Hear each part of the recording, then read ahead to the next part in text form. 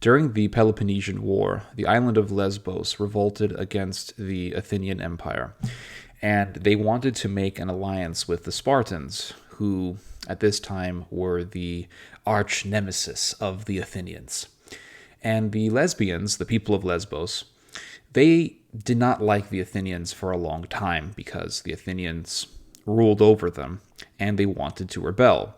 They saw the Peloponnesian War as their opportunity to revolt, because during war, you always have opportunists. People who want to commit crimes during wars, people who want to steal and to pillage and to loot and rape and take other people's stuff. They have the opportunity to do all of these evils during a war. During the Second World War, this was extremely common. So the lesbians, they revolted, and they wanted to make an alliance against the Athenians with the Spartans. So the lesbians, they had a conference with the Spartans, and they gave a grand speech to the Spartans as to why they should include the lesbians into their alliance against the Athenians, why they should include the lesbians as allies against their arch enemy, Athens. And in this speech given by the lesbians, they give a kernel of wisdom as to the nature of rebellions and revolutions. The lesbians told the Spartans, "The rebels and the power from whom they secede do not differ in outlook and sympathies, and are a match for each other in resources and power." Now, the lesbians, they're saying that they're not like that. They're saying that rebels want to rebel simply because they want to take the power from the government. They want to take the power and the resources from the holder of the power and the resources. And they're trying to convince the Spartans that they're not that type of rebel, that they are the righteous type of rebel, the rebel that is revolting for the cause of liberty. Be that as it may, the lesbians here are providing a nugget of wisdom about the nature of rebellions. Rebels rebel because they want to be the government. Rebels rebel against the state because they want to take the power and the resources of the state. Regardless of how they masquerade their cause, they may say that, we're for the people, el gente, we're for the liberty and the freedom of the people. We are for the self-determination and the rights of the nation. Regardless of what they say, to use as propaganda, to masquerade their own motives, the reality is that they rebel for one reason, and one reason alone, and that is power. And they want to take the money and the power from the state. So when people say, oh, the government is so evil, the government holds all the power, we should have a revolution. Well, they want to do a revolution because they want that power. Rebels are that which they rebel against.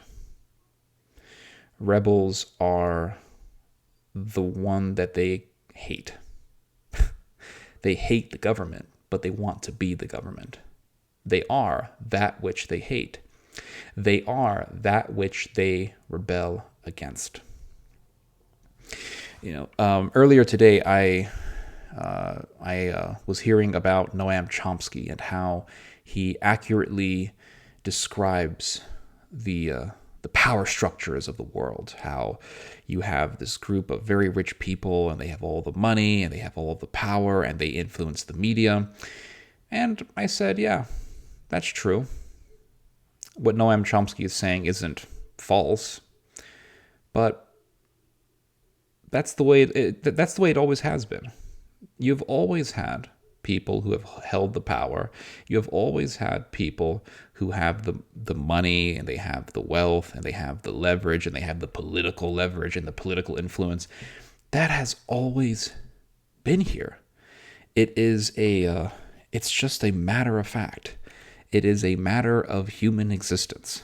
You have always had poor people, and you have always had rich people. In fact, this is what Jesus told Judas, the traitor.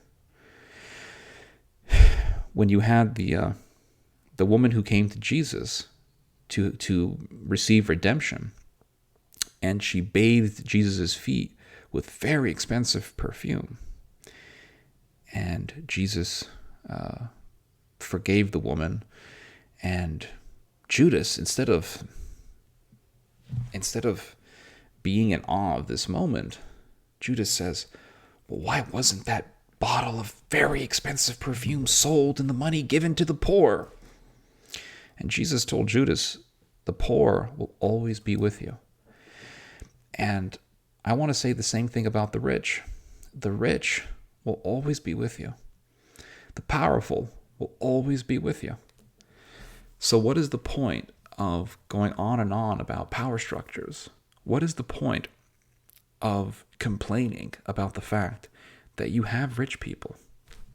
Who let the dog out? I mean, you have rich people. It is a fact of human society. It is a fact of human existence. You will always have authority, and you will always have people who hold wealth and who hold power.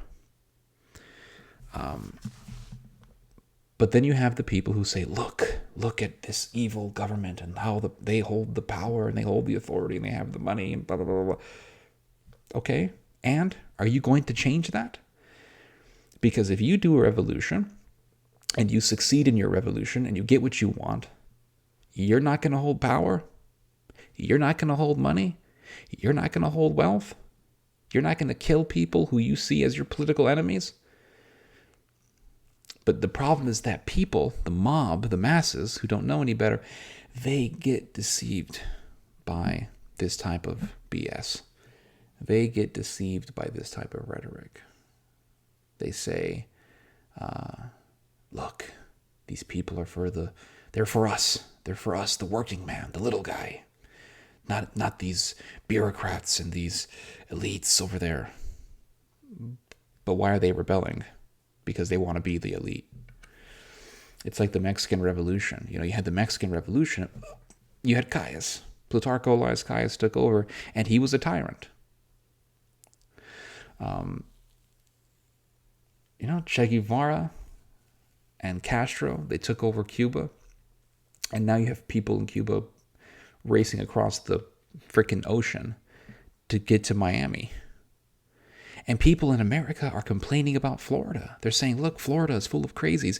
And you have people in Cuba who are literally dying to get to freaking Florida. That's how bad it is. It's insane. It's insane. You have all these people who are like, oh, the police are bad because they have a monopoly on violence. And you want a monopoly on violence. I don't want an oligarchy on violence. I don't want the authority to enact violence to be distributed. I mean, what good would that do? You're going to have like one group over here killing people and another group over here saying, well, we should kill certain people for this reason. And maybe the Muslims up in Michigan will have their own little monopoly on violence because we got to, evenly distribute the holding on violence, the authority on violence. I mean, what kind of bullcrap is that? That's just crap. That's just totally insane. Of course you want to have a monopoly on violence. It's either the state has monopoly on violence or you have a bunch of gangs having a monopoly on violence, and that's obviously no damn good. But you have these people who talk about, the state holds all this monopoly. And it's like, okay, in America, thousands and thousands of people are murdered every single year.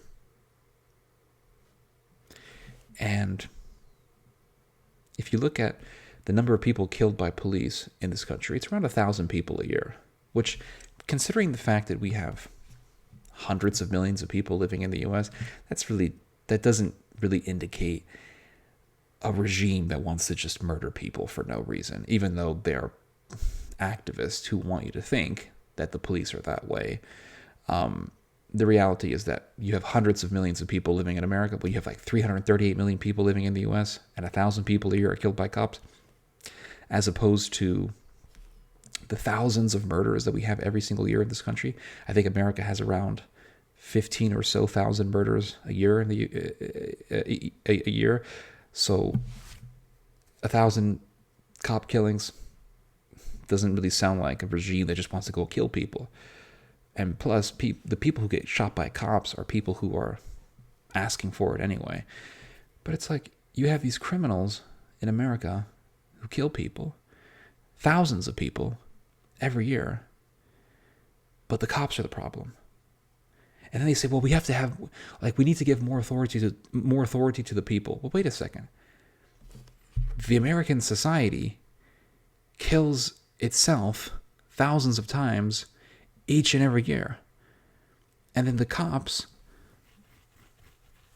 who are not civilians, they're cops, they kill 1,000 people a year. And the people that they're killing, these are criminals. These aren't people who are walking to church. These aren't people who are going to the library to go study for school. These are people who are gangbangers, and they're rapists, they're thugs, they're thieves, they're no good. But yet they want to give the power to the people, when the people kills itself more than the cops kill criminals. You can have your mob in some island off the coast of Africa somewhere. I would much rather have the monopoly of violence that we have in the U.S. I would much rather have that than this weird dystopian utopia that you have, which is just completely insane. But anyway, those are my thoughts on that. The rebel is that which he rebels against, if not worse. Anyway, you guys just heard some theology. God bless.